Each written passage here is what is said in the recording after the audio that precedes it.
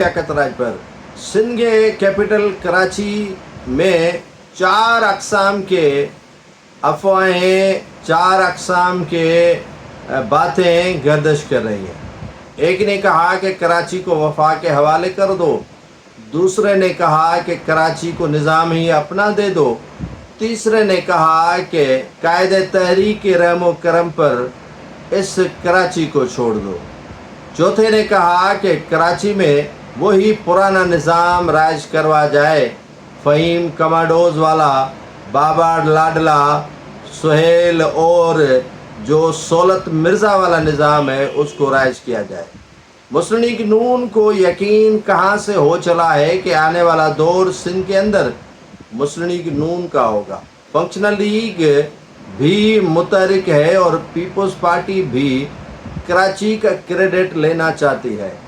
MQM कितने धड़ों में तकसीम हो चुकी है, अब MQM का कौन सा धड़ा है जो JHQ के नज़दीक जाने वाला है। 4 धड़े हो चुके हैं इसी वक्त MQM के अंदर। एक धड़ा कायदे तहरीक का और उसमें वासे जलील समेत कई रहनुमाओं ने शमूलियत और शिरकत कर दी है। दूसरा धड़ा मुत्तहिदा हकीकी का, जिसे आफाक जो है वो लीड कर रहा है। तीसरा धड़ा फारूक सत्तार और जो उनके साथ मौजूदा जो सरबराह हैं MQM पाकिस्तान के, वो, और चौथा धड़ा है मुस्तफ़ा कमाल का, जिसे PSP कहा जाता है।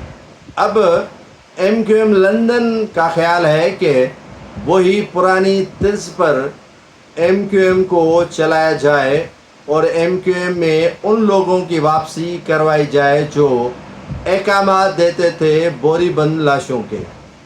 पाकिस्तान पीपल्स पार्टी के ख़िलाफ़ काफ़ी अरसे से ये तहरीक चलती नज़र आ रही है, क्योंकि मुहाजिर वोट को यकजा करने की भरपूर तरीके से कोशिश की जा रही थी, जिससे मुहाजिर वोट यकजा नहीं हो रहा है, डिवाइड हो चुका है मुहाजिर वोट।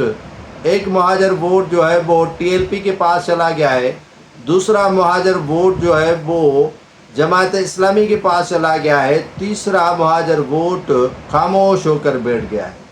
अब ये तमाम तर ग्रुप्स जो हैं वो अपनी ताकत दिखाने की कोशिश कर रहे हैं। मुस्तफ़ा कमाल भी चाह रहा है कि MQM का तगड़ा धड़ा उनके पास हो और वो काफ़ी नोटेबल और स्टेक होल्डर अपने साथ मिलाकर JHQ में अपनी जगह बना ले।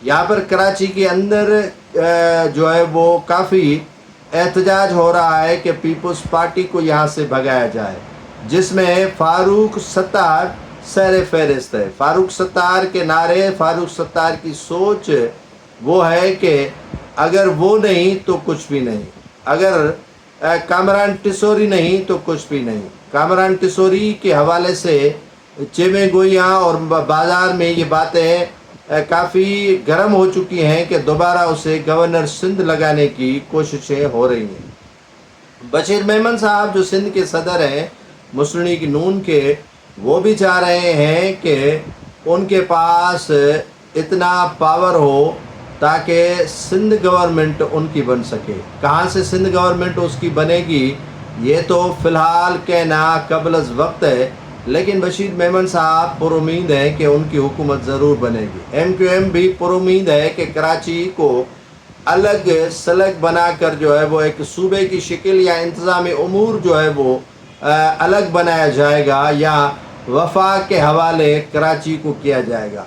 कराची के अंदर पाकिस्तान पीपल्स पार्टी अपने जो है वो तरक्याती कामों पर तवज्जो दे रही है। शरह भुट्टो के हवाले से बड़ी तनकीद हो रही है बिलावल भुट्टो पे।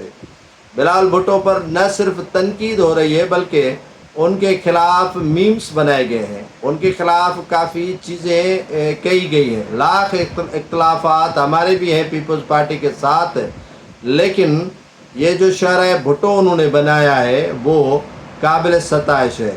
सहूलियात सबको मिलेंगी, लेकिन किसी को अगर कोई चीज़ हज़म नहीं हो सकती है और कराची की तरक्की अगर किसी को हज़म नहीं हो सकती है तो फिर اس حسد کا علاج لقمان حکیم کے پاس بھی نہیں تھا۔ فنکشنل مسلم لیگ چاہ رہی ہے کہ کراچی سے لے کر سندھ بھر میں ان کے پاس نوٹیبل آ جائیں، اور تاکہ وہ بھی اپنی طاقت کو مستحکم کر لیں۔